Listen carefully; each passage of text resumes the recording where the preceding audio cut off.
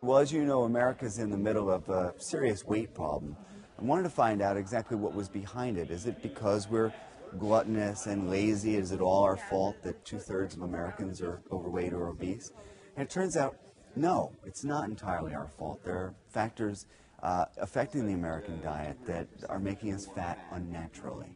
Well, we started to look into the phenomenon of obesogens. Obesogens are chemicals, both natural and artificial, that hijack your metabolism and cause you to gain weight. So I designed a diet that would help avoid obesogens. And we get these from chemicals in plastic, from feed that is given to animals, and even from things in water. Boy, just about the best way to lose weight and to avoid obesogens is to cook more at home. You control the food line, and when you're cooking, you know exactly what's in your food. Well, research has shown that sugar alternatives may be contributing to the obesity epidemic. Studies show, for example, that for every diet soda you drink on a daily basis, your risk of being obese goes up 41%.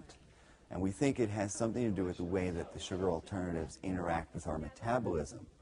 So what I would recommend for anybody who wants to drink a low-calorie, zero-calorie beverage is drink, seltzer or club soda and add a little fruit juice. Or get used to drinking water. We didn't have diet sodas up until 30 years ago. We can live without them. Well, one of the things we found is that packaging, specifically plastic packaging, can leach chemicals that cause our metabolisms to slow down and cause us to gain weight. So one of the things that we recommend is to avoid food that's in cans, to avoid food that's spent a lot of time wrapped in commercial plastic. Using plastic at home like saran wrap or Ziploc bags, those consumer products are much safer than the commercial. For both sexes, and particularly for men, I would say one thing you can do is avoid soy products. Soy has two chemicals in it that mimic the effect of estrogen. So when you eat a high soy diet, it's like you're on little tiny doses of birth control pills almost.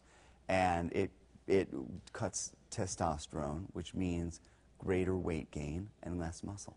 Well, there are several restaurants that offer a lot of suggestions, and in the New American Diet we actually have an on-the-road section that tells you what to eat at each restaurant. One place to check out, though, is Chipotle Grill. Chipotle Grill uses a lot of no hormone, grass-fed pork and beef. So the meat that you're getting there is actually much lower in these endocrine-disrupting or hormone-disrupting chemicals than you might find not only at other restaurants, but even at your local grocery store.